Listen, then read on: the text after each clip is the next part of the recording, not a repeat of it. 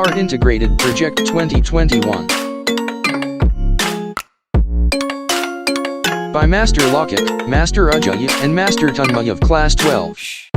Special thanks for Mr. B.M. Chaudhary PGT English, Mrs. Hemlata U Principal JNV Palgar, for this golden opportunity. The Rattrap by Selma Lagerlöf. Selma Lagerlöf was Swedish writer. Is one of the most prestigious author.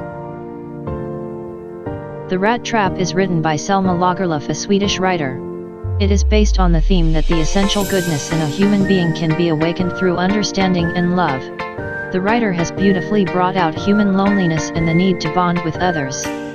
Characters: the Rattrap seller, the crofter, Iron Master, Edla Wilmasson, who is the daughter of Iron Master, Master Smith, helpers in mill and guards.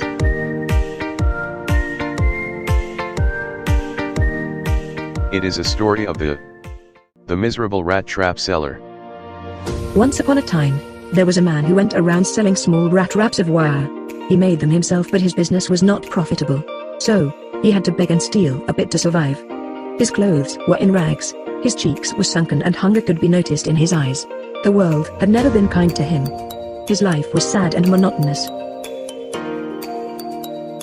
One day, he was struck by an idea that the whole world was nothing but a big rat trap. One dark evening, as he was trudging along the road, he saw a great cottage on the roadside. He knocked at the door and asked for a night's shelter. The owner of the cottage was a lonely old crofter. He wanted someone to talk to. He welcomed the peddler. He gave the peddler hot porridge to eat and tobacco to smoke. Then they played cards. The crofter was generous as well as trustful. He told the peddler that he had a cow and sold her milk and cream.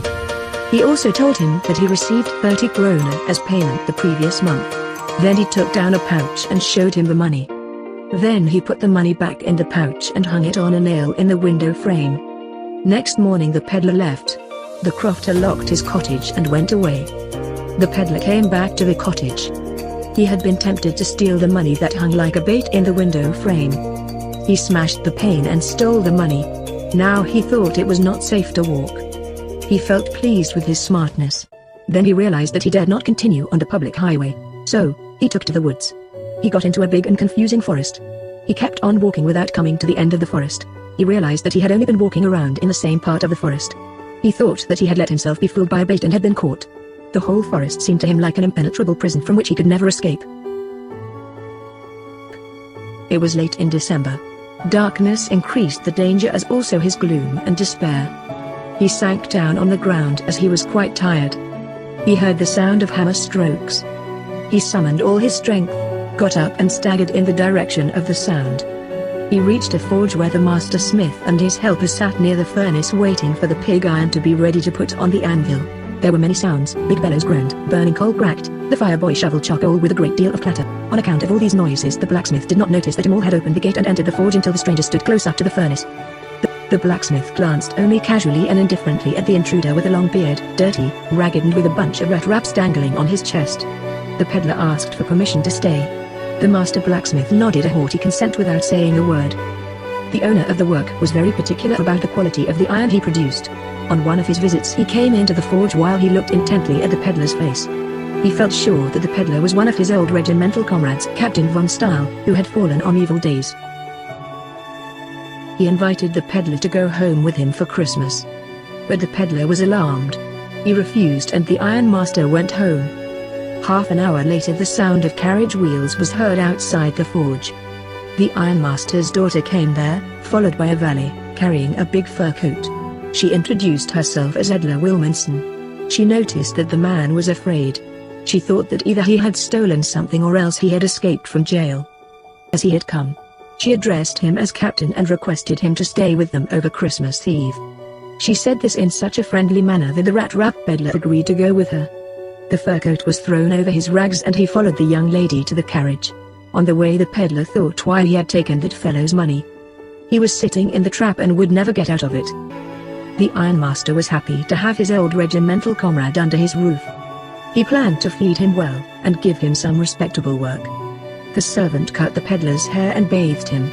The peddler appeared wearing one of Ironmaster's fine But when the ironmaster looked at him in the daylight, he felt he had committed a mistake. The peddler was not Captain von Stahl. He thought that the man had deceived him. He even thought of handing him over to the sheriff. The peddler said that he had not pretended to be what he was not. He had not been willing to go to the ironmaster's house. Even then he was willing to put on his rags and leave. He also told the ironmaster that the world was a rat trap and he too might be tempted by a big bait and caught in the trap. The ironmaster told him to leave at once. Edda did not like her father's asking the poor peddler to leave. She thought it was unfair to turn away the man whom they had invited. She wanted to have the joy of entertaining a homeless wanderer on Christmas. She stopped the peddler and her father gave in. Edda served food to the peddler. In evening, during Christmas party, he was given Christmas presents which he thankfully received. Edla told him that her father's coat that the peddler was wearing was also a Christmas present. She assured him that he would be welcomed again if he liked to spend the next Christmas Eve with them. The next morning the ironmaster and his daughter got up early and went to Christmas service. They drove back at about 10 o'clock. The young girl sat and hung her head even more dejectedly than usual. At church she had learnt that an old crofter of the ironworks had been robbed by a man who went around. The ironmaster feared that the man might have stolen many silver spoons from the cupboard. As the wagon stopped at the front steps, the ironmaster asked the valet about the stranger. The valet told him that the stranger had left. He had not taken anything with him at all, but he had left a package for Miss Wilmanson as a Christmas present. On opening the package, she gave a little cry of joy. He did not want her to be embarrassed by a thief but act as a captain. She found a small rat trap, and in it lay 3 wrinkled 10-krona notes. There was also a letter addressed to her. He requested her to return the money to the old man on the roadside. The rat trap was a Christmas present from a rat who would have been caught in this world's rat trap if he had not been raised to captain, because in this way he got power to clear himself. Do you have any questions regarding lesson? Hope you enjoyed. Thank you. It's hard to breathe, but that's alright. Hush.